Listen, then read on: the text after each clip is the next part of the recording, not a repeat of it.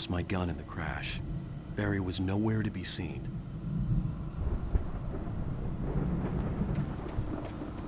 Barry! Barry! Oh, man, you're okay! Jeez, it's good to hear your voice! I was trying to get out of the car, but the ground gave way. Man, what a drop! Don't worry, your cutout is fine. Forget that! Are you okay? I hit some bushes, didn't get a scratch. There's no way you can climb down, though. It's like a sheer wall.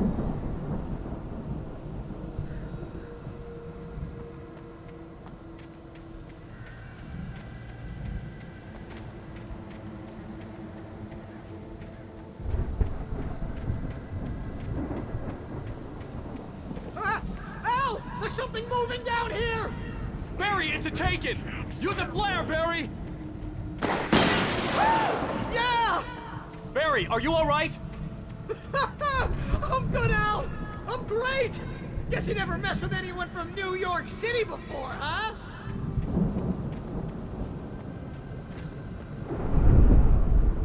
You're gonna have to find your way around to the farm, Al! I'll be waiting!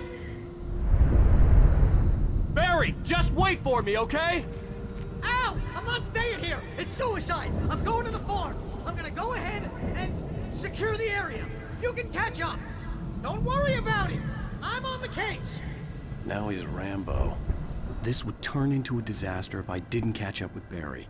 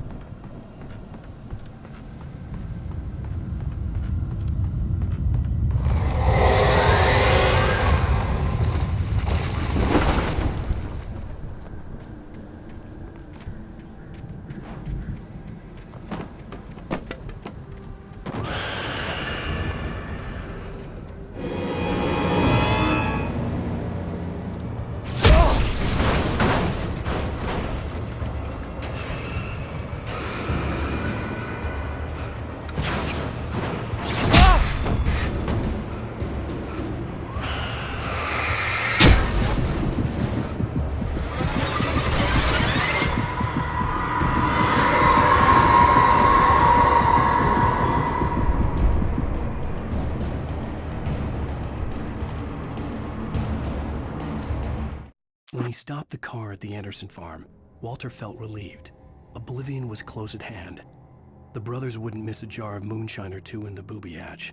But then he saw the man on the porch, and he knew who it was. Driving for his life and knowing it was useless, he didn't realize he was crying until he couldn't see the road for the tears.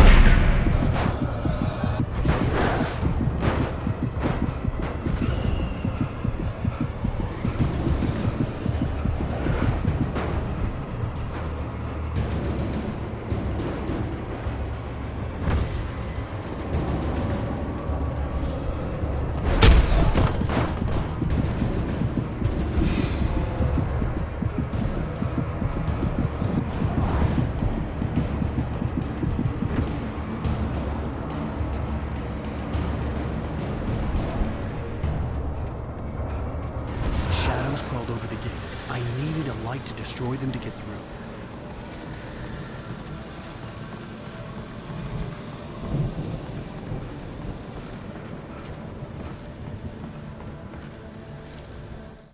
Agent Nightingale stared at the passed-out rider. The man was sleeping off one hell of a night. Nightingale felt a stab of envy at Wake's oblivion, but he had a job to do.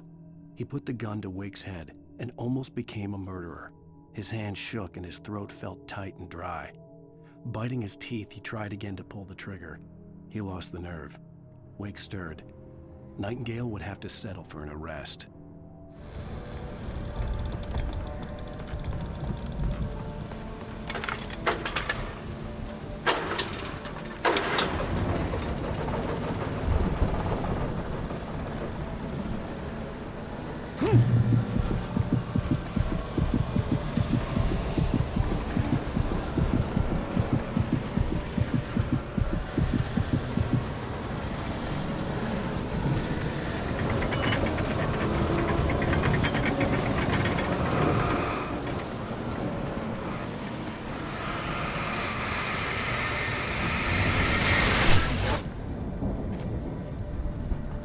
I could sense the movement in the woods ahead.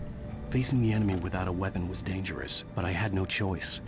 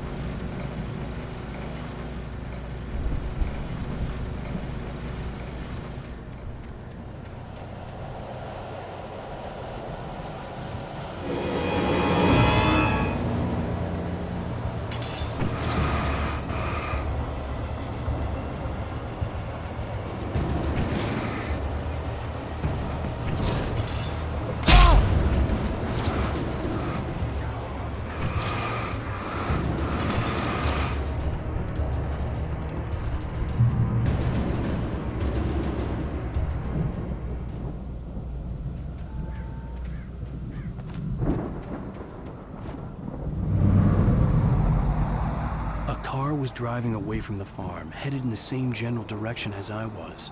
For all I knew, it was Barry, caught in the consequences of leaping before looking.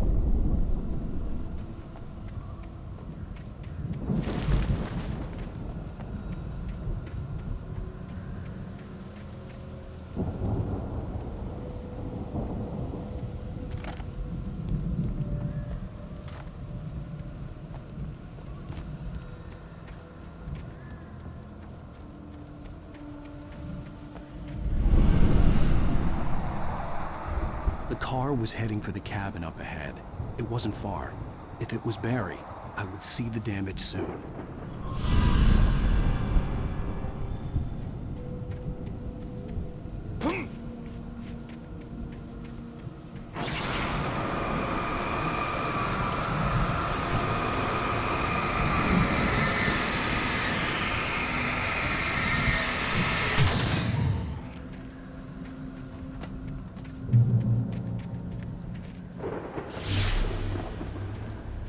I'm trying to deliver each page to the right time and place. I'm trying to show you how the story goes. I had seen glimpses of the light before. I had seen it in my dream. It was a strange spaceman or a diver in a bulky suit. He was the one who'd been placing the pages on my path. The dark presence followed the choreography laid out to it in the manuscript, growing stronger and stronger, moving like a storm from one scene of destruction to the next. But it was still bound to follow the story and chained to the dark place it came from. When the story reached the end it longed for, it would finally be free.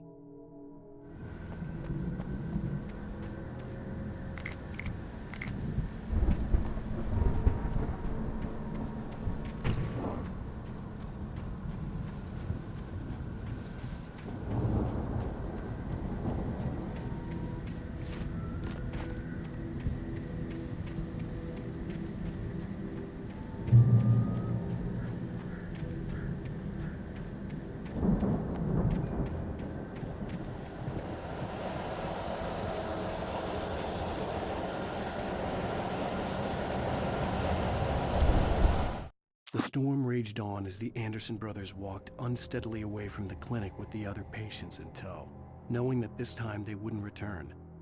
The darkness around them seethed with horrors, but Tor and Odin were unafraid. Their eyes glinted with guile. They knew every secret path, and there was blood on their hands. They had fought these shades before.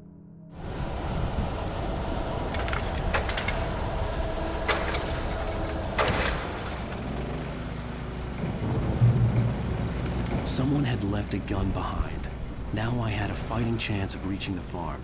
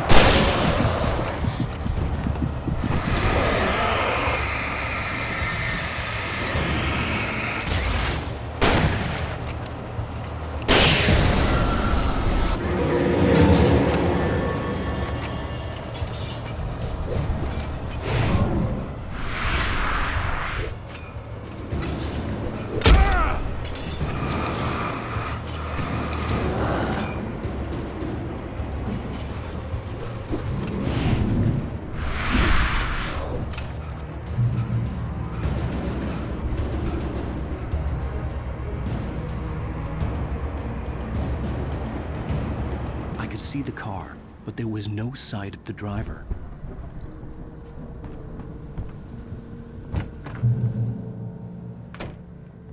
Hello? Anybody here? Barry! No! Danny, you're not! The front door was locked. What are you? No! Don't! I'm sorry!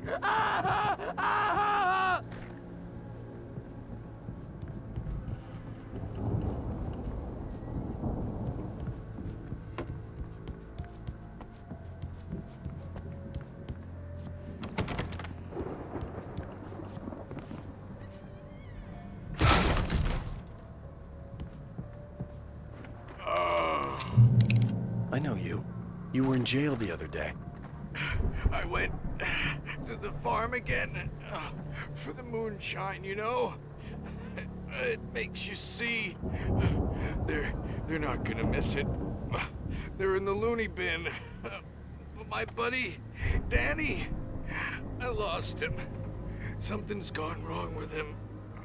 It's not him. like a real bad follow-up to a real good movie where the best friend's suddenly the bad guy who wrote this crap anyway.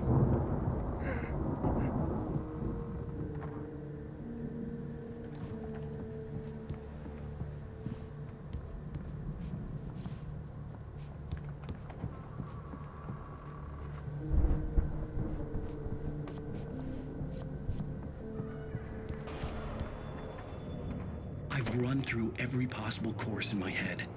If I continue like the Dark Presence wants me to, the story I'm writing won't save Alice. It's a horror story, and it's going to kill her, and me, and everybody in this town. No one will survive. Darkness will consume everything. This is what it's wanted all along. It will be free, unstoppable. It used Alice to get to me, dangled her in front of me to keep me going. It was never going to release her. I'm going to change this. I'll escape. I've written myself into the story. I'm now the protagonist. This feels like a terrible risk, but it's the only way to save Alice. I'll be bound by the events of the story just as much as anyone else who's been woven into it. The story must stay true for this to work. There have to be victims along the way, near escapes, cliffhangers.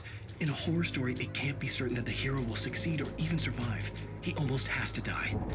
I'll write my own escape into the story next. I need help. Zane's going to be the one who'll help me. I'll make it happen.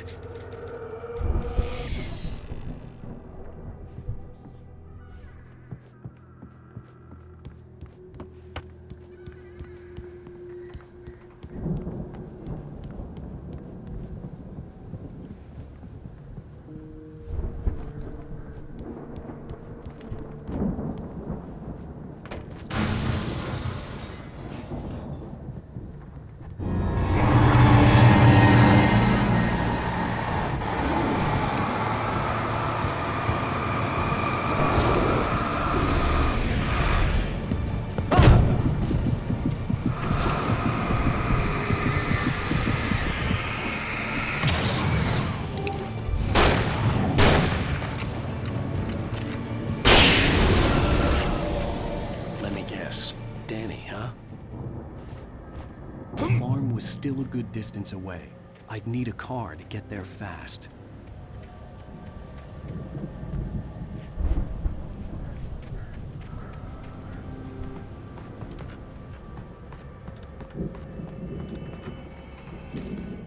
For a moment, Hartman considered strangling the idiot. Mott was mean-spirited, but easily manipulated, an emotional infant who lived for his approval. Wake, by contrast, was a far more difficult subject. Mott had given him too much leash. In 2 days, who knew what could happen? Hartman would have to find a way to rein him in, and quickly.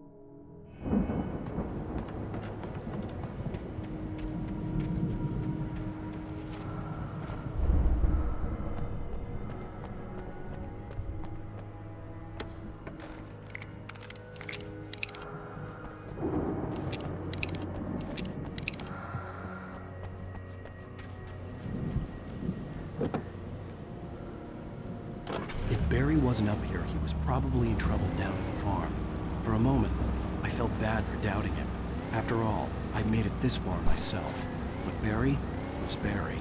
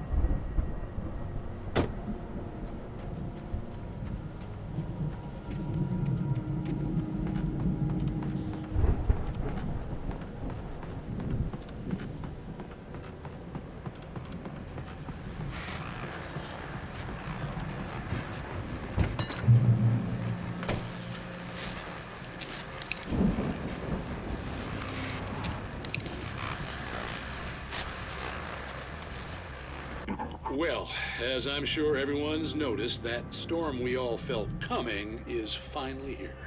The boys at the Weather Service reckon it'll last until morning at the very least. Pertaining to that, let me read that missing persons alert again. The Sheriff's Department's still looking for a Caucasian woman, 30 years old, slim and blonde with blue eyes. She may be lost in the woods, and it's possible she's been injured in a car accident. If you see her, please make sure you get her indoors and call the sheriff. It's bad weather to be caught out in, so if you see someone in the area who maybe looks a little confused, give them a hand, all right? This is Pat Maine on KBF FM, hoping you're all safe and warm tonight.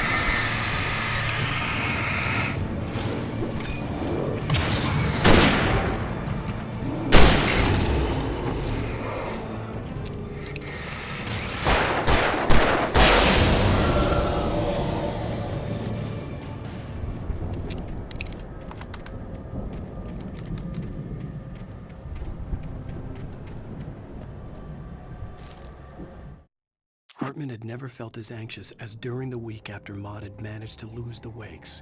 Their car stood by the path that had once led to Diver's Isle. Hartman thought about Thomas Zane's cabin in the depths. It was only a matter of time before Wake started writing. They had to be found, and fast. The moment he heard on the police radio that Sheriff Breaker had picked up Wake, he was already in his car driving toward town.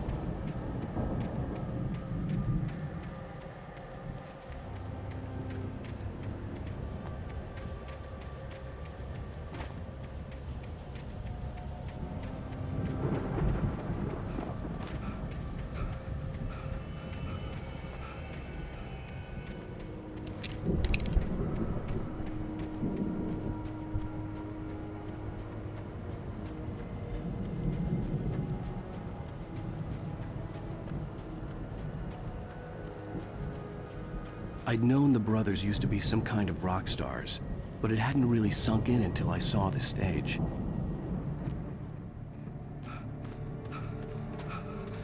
Ow! Run! Incoming! There's too many of them!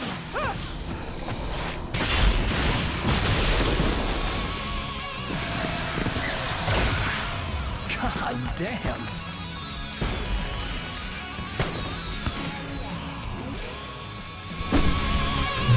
I'm so glad you decided to go it alone, Mr. Bronson.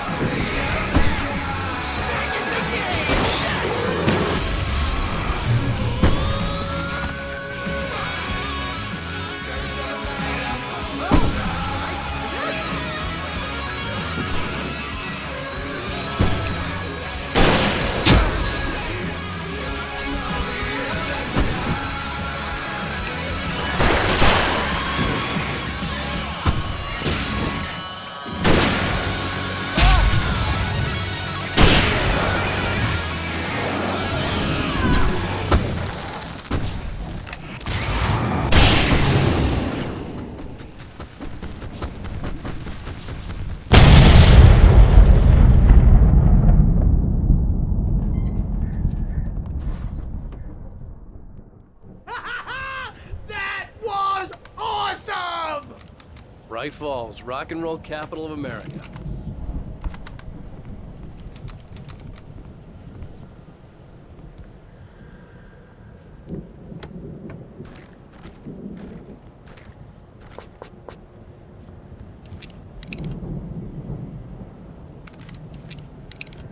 Hey, Al! This way to the farm!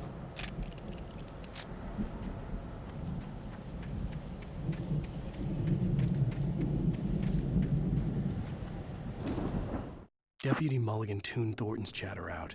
He didn't think riders were particularly useful people, and a huge manhunt for one struck him as idiotic. Certainly not worth the missed opportunity for coffee and pie.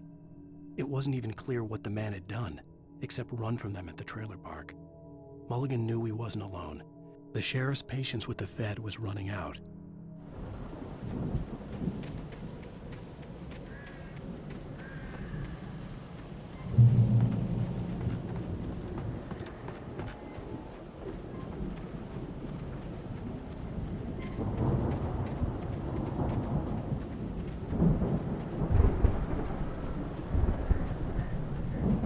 See, bestseller, no reason to worry. Your cutout's good as new, right where I left it. I'll come back for it once we have the place secured. Yeah, that's been my biggest worry all this time. We need to get this thing moved out of the way. This is as far as I got before they ambushed me.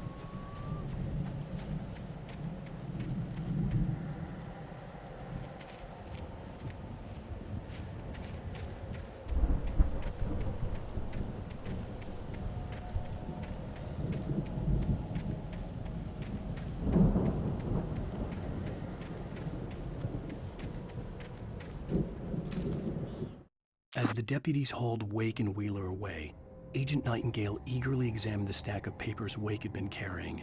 It was incomplete, a collection of random pages, but there was enough. He saw his own name in there, among others. His hands shook with emotion. Finally, it was proof. He had been right all along.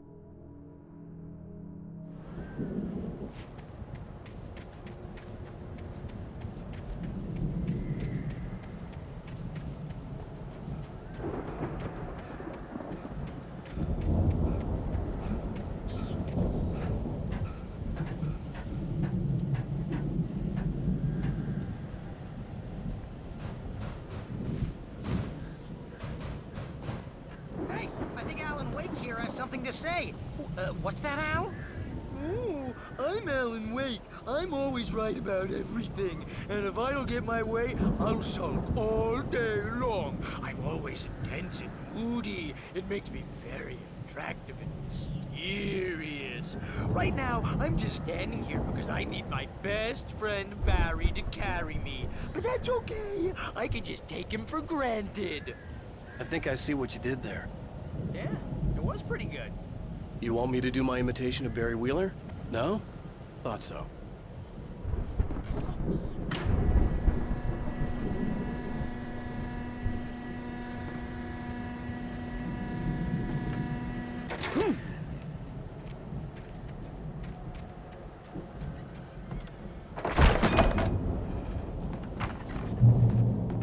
Wow!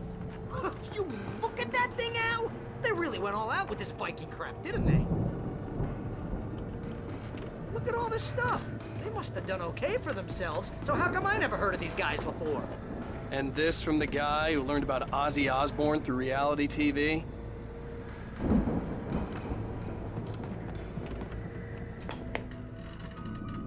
Sleep. We all spend a third of our Night dreams in springs. its soft embrace. Man, somewhere Brings back between memories. fantasy and Hey, oblivion. remember when I got you that gig? But Your dreams first have a way real of writing forcing job. What got themselves you into started? waking life, Ooh, is this one of your or episodes? vice versa. In Night Springs. Tonight's episode, The Dream of Dreams. That's by someone else. We join Mr. Jones as he explores the endless dreamscape, only to be brought to a sudden stop by a decidedly mundane situation. A long line of people. Hey, Jones, right? Listen, we're gonna have to wait until His Highness over there is good and ready. Oh, wow. Who's that? You don't know him? What are you, new? He's the guy dreaming us. Well, not just us. He dreams everything. All of this. But wait, no. I'm the one who's dreaming. I'm asleep. Isn't this my dream? Oh, yeah. Sure. Get real, pal. You're just another dream. I'm a dream. You're a dream. The weirdo in the diving suit is a dream. And the girl made of smiles and sunshine is definitely a dream. But I'm pretty sure I'm dreaming this. Well, maybe you're a really confused dream. What am I, a shrink? All I know is I'm going with the smart guys, and they say that's the guy doing the dreaming. Right there. I don't know what that means. It means we keep him happy. No sudden falls. We make sure he has his clothes on when he goes out in public. No chases where the monster is nipping at his heels and he runs like crazy, but his legs don't seem to get him anywhere. None of that. Because if he wakes up in a cold sweat... Oh. Yeah, precisely. So we wait till he wants to move on. Keep things nice and calm. Hey, something's happening here. Yeah? What's that? What? Can't you hear that? Oh, God help us, it's an alarm clock. Oh, it's you, isn't it? Please, man, I got a wife and kids. Please don't wait.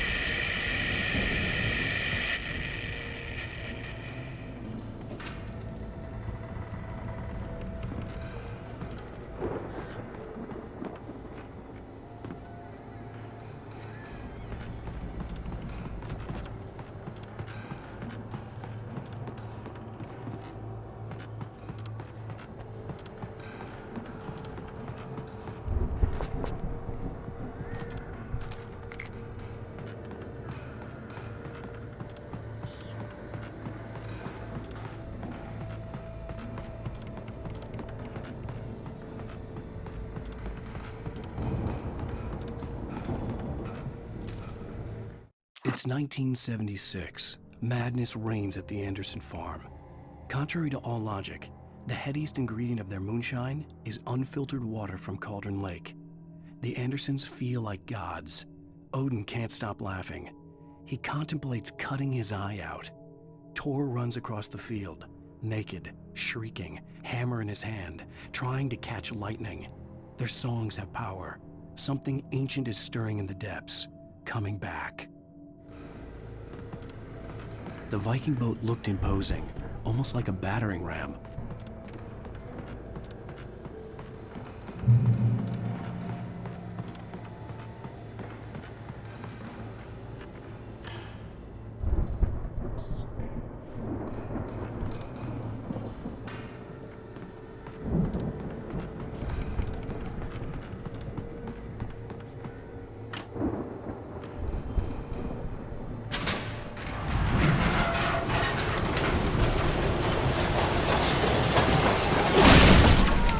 Good going, Al!